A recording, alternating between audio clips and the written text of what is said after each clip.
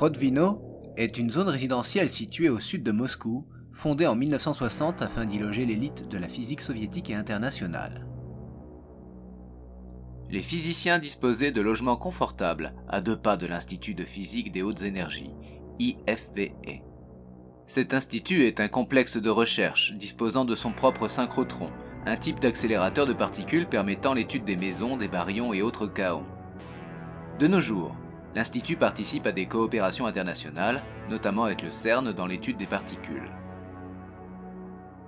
Mais selon certains rapports, cet institut aurait reçu des échantillons de matière à étudier d'une provenance autre que terrienne, et nous ne parlons pas de météorites.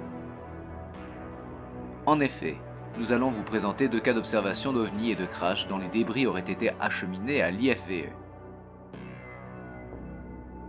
17 février 1978. Aux alentours de 22 h, les habitants de Gigansk, en Yakoutie, ont observé le crash d'un ovni près de la ville à 55 km sur la rive est des rivières Lena et Begidjian. Selon les estimations, l'appareil aurait pour dimension 4 mètres sur 6,2 mètres et n'aurait pas été détecté par les radars ce soir-là. Malgré les observations de témoins civils et militaires, aucune expédition ne sera lancée avant 6 mois. Quand l'OVNI craché sera retrouvé lors d'une opération de recherche d'un avion Yak-40 qui s'était écrasé entre Gigansk et Verkhoyansk. L'équipe de sauvetage aura alerté les autorités et celles-ci auront entrepris des fouilles sur le site du crash. Ils y trouvèrent là un cratère de 12 mètres de diamètre et de 4 à 5 mètres de profondeur. Au centre de ce cratère, ils trouveront l'épave d'un appareil d'origine inconnue. L'épave sera acheminée au site protégé Tomsk 7. Après avoir ouvert le cockpit, 2 corps ont été retrouvés, à l'anatomie similaire à celle de la créature retrouvée 20 ans auparavant à Gdynia en Pologne.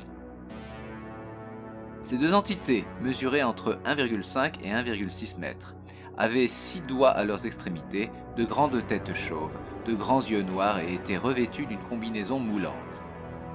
Sur ces vêtements ont pu être décrits des insignes. Pour l'un, un carré, pour l'autre, un triangle. Les corps ont été envoyés à Vnukovo, une base militaire aérienne de la région de Moscou. L'épave et les échantillons de débris radioactifs ont été transférés à Protivno pour étude à l'Institut des hautes énergies. Les témoins prétendent qu'à Protivno, des prototypes rétro-ingénierés à partir de la technologie de cette épave auraient été essayés, mais le vol n'aurait pas dépassé 5 mètres d'altitude. Autre cas. Mi-avril 1980, dans l'oblast de Verkhoturye, entre les communes de Lekhanova, Glazunovka, Kosolmanka et Karelino, dans l'Oural. À 23h50, la VVS, la défense aérienne soviétique, a détecté 4 objets non identifiés sillonnant l'espace aérien soviétique. À 1h30 du matin, le commandant de la base a pris la décision d'envoyer une escadre d'hélicoptères et 2 avions de chasse MiG-25 de l'aéroport de Perm et 2 MiG-23 de Nijni Tagil.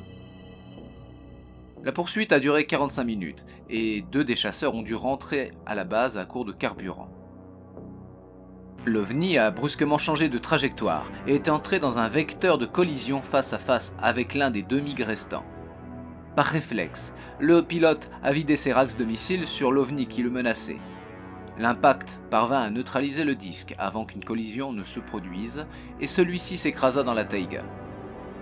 Après la bataille aérienne, un groupe de recherche équipé de combinaisons spatiales et de bouteilles d'oxygène a été dépêché sur le lieu du crash. Ils y trouvèrent là un disque de 5 mètres de haut sur 26 mètres de diamètre. Le disque avait été gravement endommagé par le tir du pilote terrien. À l'intérieur de ce disque, l'équipe d'investigation trouva des débris divers, certains ressemblant à des fragments de verre parcourus par des motifs granuleux, d'autres ressemblant à des morceaux d'équipements technologiques brisés et épars. Parmi les débris, le groupe trouva 2 corps humanoïdes dits nains. Ceux-ci furent mis sous housse et envoyés à l'IMBP, que nous connaissons déjà. Le disque a été envoyé à Sverdlovsk, puis à Protvino pour étude de ses matériaux et de sa source d'énergie. Cet événement est étayé par des milliers de témoignages recueillis par les autorités et les ufologues dans la région, militaires comme civils, ayant été les témoins de l'engagement aérien.